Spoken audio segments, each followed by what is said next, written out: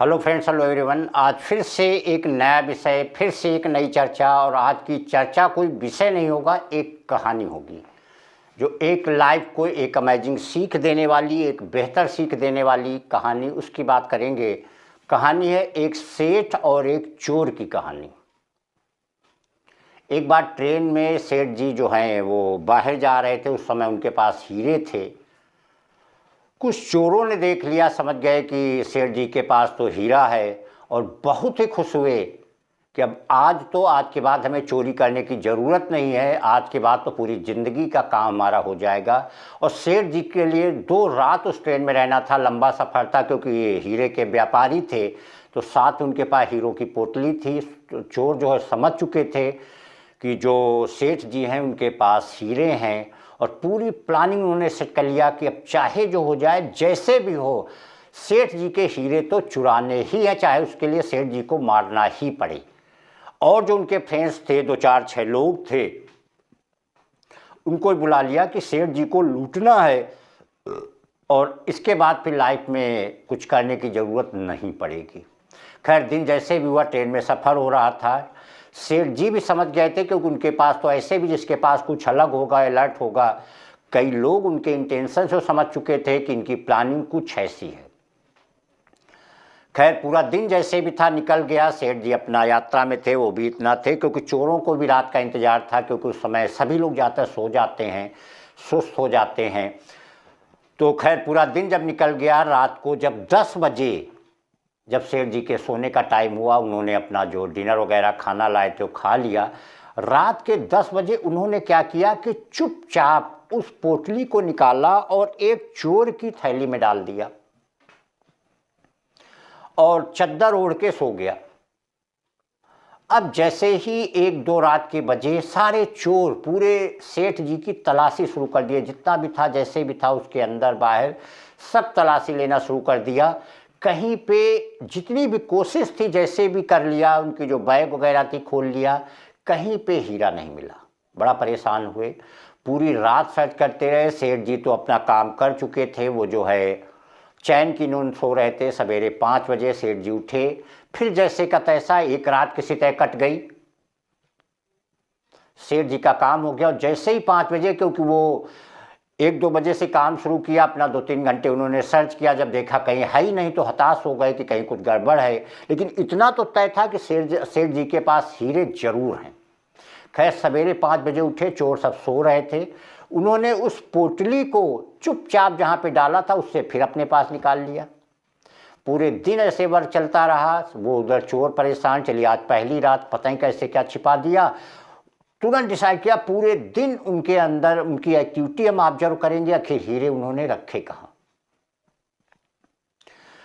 फिर अपना जो दिन का रूटीन था वो चलता गया। सेठ जी अपने रूटीन में, चोर अपनी रूटीन में। फिर दूसरे दिन शाम हुई 5 बजे। सब लोग अपना 5 बजे 6 बजे 7 बजे अपने अकॉर्डिंग नाश्ता पानी चाय जो था हो गया। दूसरे दिन जैसे ही रात के 10 बजे सेठ जी ने फिर से पोटली निकाली और बड़े हिसाब से किसी दूसरे की, जो चोर की जो भी अपना पोटली थी, पर्स थी, बैग थी, उसके अंदर फिर से चुपचाप डाल दिया और फिर से चद्दर ओढ़ के सो गए। अब वो चोर बिल्कुल अलर्ट थे। कल की रात तो धोखा खा गए, आज तो धोखा नहीं खाएंगे। हर एक्टिविटी को वो गेस कर रहे थे, कहाँ पे क्या सामान रख रहा है, कहाँ निकाल रहा है, कहाँ क्या था। कहीं ऐसा तो नहीं है पैंट के अंदर कुछ हो, जेब के अंदर कुछ रखा हो, वहाँ से रखा हो, ये हो सकता। जो भी चीज़ था उसने देखा। अब फिर जैसे ही रात के 1 2 बजे फिर चोर अपनी एक्टिविटी में आ गए। सेठ जी तो अपना निश्चिंत होकर सो रहे थे। फिर 1 2 घंटे उनका अपना वर्क चलता रहा। अब सेठ जी के पास अगर कहीं हीरे हों तो उन्हें मिलेंगे ना। सेठ जी के पास तो हीरे है ही नहीं, तो उन्हें मिलेंगे कहाँ से। फिर 3 4 बजे तक अपना वो खोजते रहे, हीरे मिलना ही नहीं है क्योंकि सेठ जी के पास हीरे है ही नहीं। और फिर से क्योंकि वो सारी रात जग रहे थे, वो सेठ जी के ऊपर अपना समय दे रहे थे। जैसे ही 5 6 बजा फिर से वो सारे सो गए। सेठ जी फिर 5 6 बजे उठे अपना चैन की नींद से, क्योंकि उन्हें तो निश्चिंत थे कि हमारे पास हीरा है ही नहीं तो चुराएंगे क्या। और जैसे ही नींद खुली देखा सारे चोर सो रहे हैं। फिर से हो गए, जिस पोटली में उन्होंने जिस चोर की उसमें डाला था हीरों को, फिर निकाल लिया। अब जब दिन हुआ सारे चोर जगे, सेठ जी तो जग ही रहे थे। एक चोर जो उसका मेन सरदार था वो आकर के सेठ जी के पैरों में गिर गया। बोला, सेठ जी आज के बाद मैं चोरी छोड़ दूंगा, मेरा परिवार छोड़ देगा, मेरा बाप चोरी करना छोड़ देगा, मैं रिश्तेदारों से कह दूंगा चोरी करना छोड़ दें। आप गुरु हो, मुझे बिल्कुल पता है कि आपके पास हीरे थे और आपके साथ इसीलिए 2 दिन से यात्रा कर रहे थे। कृपया करके बताइए हीरे आप रखे कहाँ थे? हमने सारी कोशिश कर लिया, जो हमारे 5 लोग बैठे हैं, 5 लोग सारी रात आपकी हर एक चीज को इन्होंने देखा, हीरे कहीं नहीं मिले, लेकिन हमने खुद आंखों से देखा था कि आपके पास हीरे हैं। और बिल्कुल प्लानिंग थी कि मैं हीरे चुरा करके जिंदगी की टेंशन खत्म हो जाएगी, सारा संघर्ष खत्म हो जाएगा, तो आप गुरु हो हमारे, हमें बता दीजिए हीरे कहाँ हैं। तो सेठ ने एक बड़ी प्यारी बात कही कि अबे गधे, एक बार अपने गिरेबान में झांक के देख लिया होता, एक बार अपने अंदर झांक के देख लिया होता तो तुझे इतना परेशान होने की जरूरत ही न पड़ती। तूने वो नहीं देखा, तू हमेशा हमारे अंदर देखता रहा, हमें देखता रहा, हमारी चीजों को टटोलता रहा। तो जिसके लिए कहानी कहा है वो बात अब शुरू होती है, जो एक लाइफ की अमेजिंग लर्निंग कि 90% से ज़्यादा लोग सिर्फ दूसरों की नकल करने में अपनी ज़िंदगी बिता देते हो, कभी अपने विषय में सोचते ही नहीं। देखिए, एक लाइफ की बात कही जाती है कि 95% ऐसे लोग हैं जो गर्दन के नीचे से कमाई करते हैं और उसी में खपा देते हैं, पूरी लाइफ उनकी उसी में बीत जाती है। और 5% ऐसे लोग जो हैं गर्दन के ऊपर, मतलब दिमाग से कमाई करते हैं और वो दिमाग से कमाई करके सफलता के चरम को पाते हैं, दुनिया पे राज करते हैं और इतना अपने आप को बैलेंस करके रखते हैं कि पूरी दुनिया को कंट्रोल कर लेते हैं।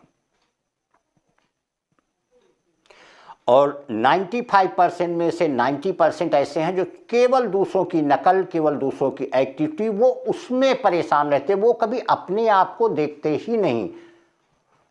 नॉर्मल से लोगों को ये ज़्यादातर सुनते, अरे ये तो हमारे आगे साइकिल से चलता था, आज कार से चल रहा है, अरे ये तो किराए पे रहता था, आज इसका इतना बड़ा बंगला हो गया। अब अगर वो कार से चल रहा है, उसके पास बंगला हो गया, तो उसमें तुम्हारा क्या, तुम उसके लिए क्या परेशान, उसकी एनालिसिस दे रहे हो कि हमारे आगे कर रहा था, हमारे आगे ऐसा था, अब उसके पास कार है, बंगला है, उसमें तुमका क्या लेना देना, उससे तुमसे क्या मतलब है। केवल दूसरों की नकल। किसी भी चीज़ की सक्सेस थी, उन्होंने देखा, अरे वो तो ऐसा कर रहा था, अरे वो ऐसा कर रहा था, वो बन गया, वो बिगड़ गया, उससे आपका क्या मतलब है। आप अपने अंदर झांक के देखे होते, अपने पावर को अगर देखे होते। देखिए, किसी भी चीज़ की समस्याएं हो, जो भी चीज़ें, जो दिक्कतें हैं, आपको सबसे पहले अपने अंदर तलाश करना चाहिए। संघर्ष भी सबसे बड़ा अपने आप से ही होता है।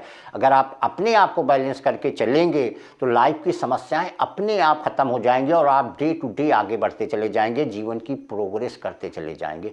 किसी भी फील्ड की देख लीजिए, चाहे वो पढ़ाई की हो, चाहे वो किसी भी चीज़ की हो, यही एक वो चीज़ होती है, चाहे जो अपने आप को देखना और दूसरे को देखना, इसी को एक बात कही जाती है कि एक रॉयल थिंकिंग और एक वर्स्ट थिंकिंग, एक अच्छी सोच और एक घटिया सोच। एक घटिया सोच यही होती है कि जो भी उसकी लाइफ में कुछ होता है, कुछ गड़बड़ हुआ, तो वो दूसरों को ही क्रेडिट देता है कि अरे इनकी वजह से हो गया, सफल ना हुए, अरे ये तो इनकी वजह से हो गया, अरे ये तो ये समस्या आ गई, नहीं तो ऐसा हो जाता। और एक रॉयल थिंकिंग क्या होती है कि जो भी उसके साथ गड़बड़ होता है, जो भी कुछ हुआ उसके साथ, चाहे कोई अच्छा हो रहा है, बुरा हो रहा है, उसकी क्रेडिट वो खुद को देता है। और जो खुद को क्रेडिट देता है, खुद को जिम्मेदार मानता है, चाहे अच्छा हो चाहे बुरा हो, वो हमेशा ही लाइफ में सफल होगा और ज़िंदगी की परेशानियों से बचेगा। एक बड़ी इंपॉर्टेंट बात कही जाती है लाइफ की कि अगर किसी से कोई प्रॉब्लम हो रही, कुछ हो रही, तो हमेशा उसमें देखिए कि हमारी गलती कहाँ थी, क्योंकि ताड़ी दोनों हाथ से बजती, एक हाथ से नहीं बजती है। और जहाँ आपकी फॉल्ट थी, आप उसको इम्प्रूव करिए।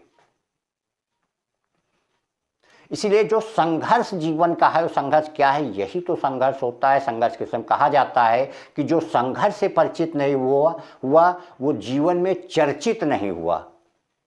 क्योंकि अगर आप संघर्ष यही होता है, लाइफ के बहुत सारे मोमेंट आएंगे, बहुत सारे लोग ऐसे मिलेंगे जहां आपको बिल्कुल लगेगा कि हम तो गलत नहीं हैं, और वास्तव में ऐसा हो भी सकता है कि आप गलत ना हो और 110% सामने वाला गलत हो। फिर भी आपको एक बार अपने अंदर झांक के देखना होगा कि क्या गलती थी, क्या मिस्टेक हो गई जिसकी वजह से ये टर्म्स ऐसे बन गए, ये चीज़ ऐसी बन गई।